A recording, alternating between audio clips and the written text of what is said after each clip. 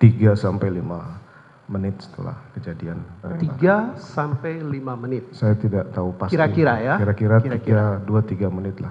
2 sampai 3 menit. Selanjutnya, dalam berapa waktu jedanya ketika saudara saksi membersihkan, mengamankan TKP tersebut?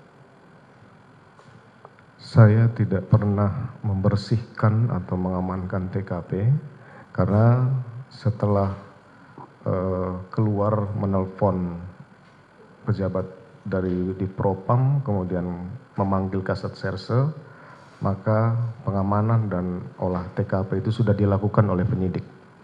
Baik, akan dibuktikan kemudian. Kemudian berapa jeda waktu ketika saksi memerintahkan para terdakwa obstruction of justice untuk merusakkan CCTV? Obstruction of justice yang di mana ini? CCTV. Kita tahu bahwa CCTV dirusak dan kita ingin tahu penjelasan saudara tentang rusaknya CCTV tersebut. Saya tidak pernah memerintahkan merusak CCTV.